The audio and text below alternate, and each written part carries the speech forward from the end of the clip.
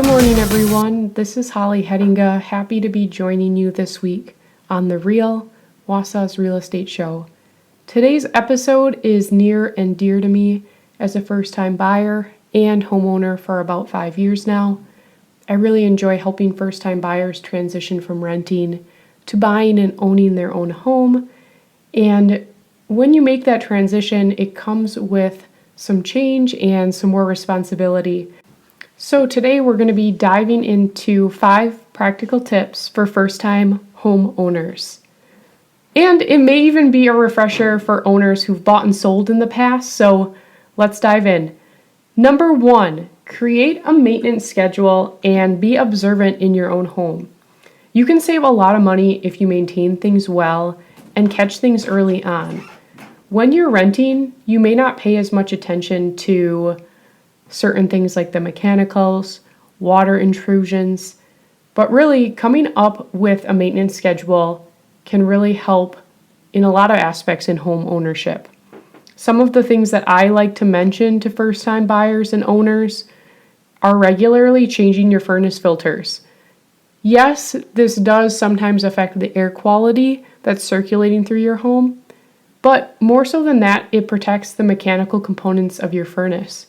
So setting a reminder on your phone, depending on the furnace, how thick the filter is, can help you determine if you should be updating or changing that out every 2 to 3 months, or in some cases 6 months or even a year. Also, on that same line of thought, having a HVAC contractor come out regularly to service or tune up your furnace each season is something that I highly recommend. Same goes for AC as well.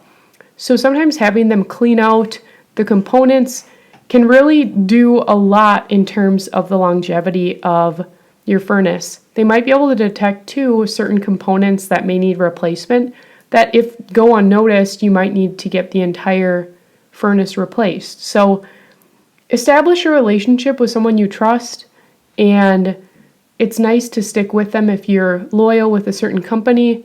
They've been to your property, they probably know more about your furnace, and you can kind of get an established relationship that way. So, highly recommend that.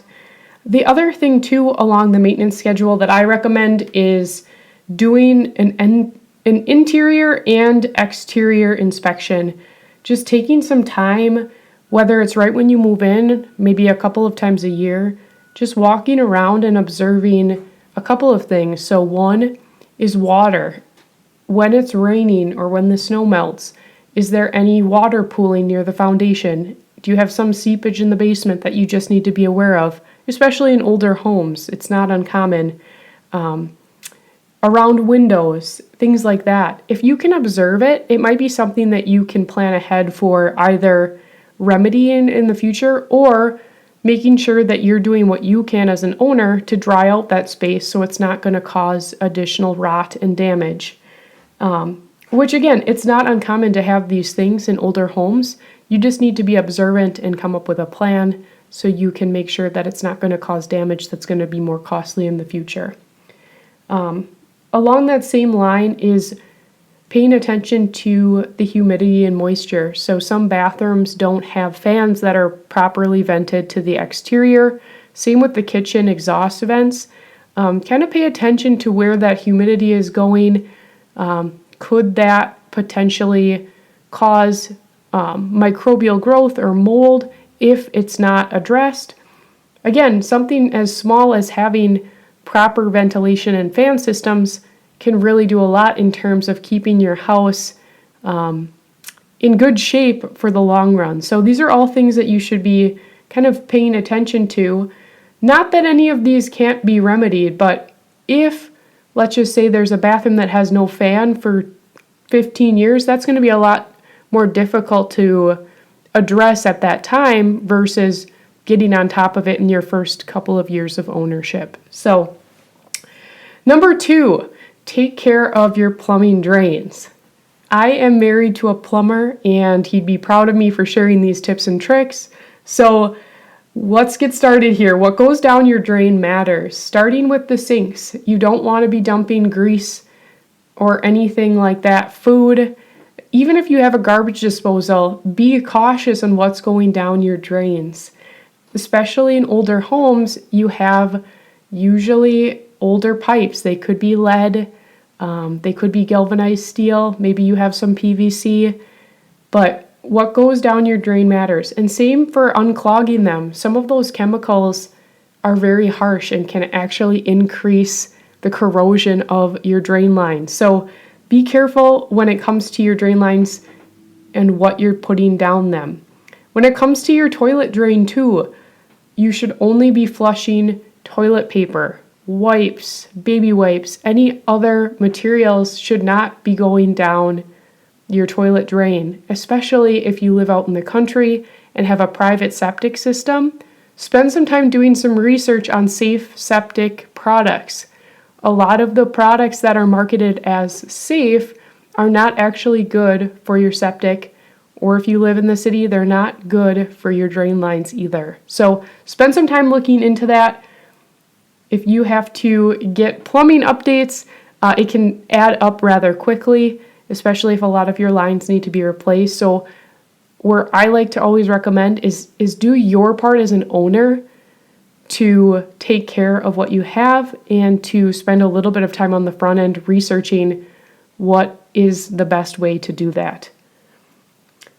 The other thing to mention, if you are worried about the water condition in your area, for example, the city of Wausau had an issue with PFAS in the last couple of months and years past.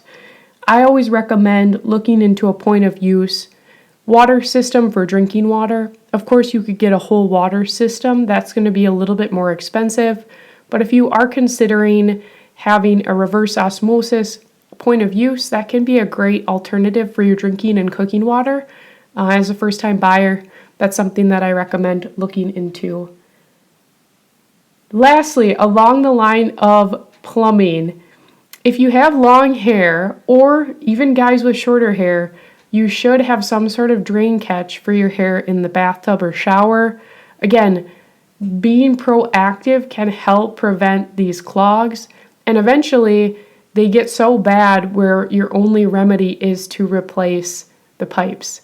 And remember, some of these homes were built 60, 70, 80 years ago, and the way that they were plumbed was very different than the codes are today.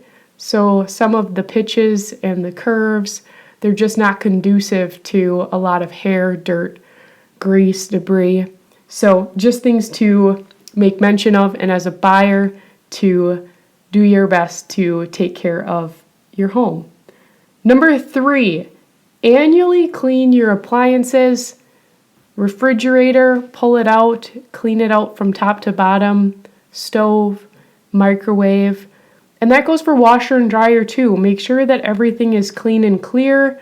That way your appliances are going to last a little bit longer. If you take good care of them and have a schedule for maintenance and cleaning, they're likely to last longer than the average appliance, and that can keep a little bit more money in your pocket by saving you on replacing things before they should break.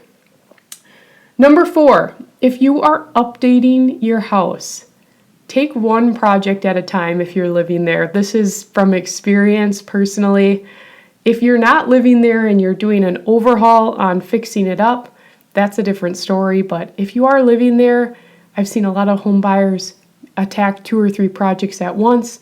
They end up getting overwhelmed, maybe cutting a couple corners to get it done more quickly, and it doesn't usually pan out the way that they anticipate. So I always recommend to just enjoy the process, take one at a time, and that way you're not overwhelmed. And lastly, my number 5 is just enjoy the journey. This may be your first and forever home. It may be your first and you have 3 more coming down the way. But really, when you purchase your first home, just enjoy it and be thankful for getting to that point. Really, owning a home is a huge accomplishment, no matter if this is a starter home for $70,000 or maybe you're starting big.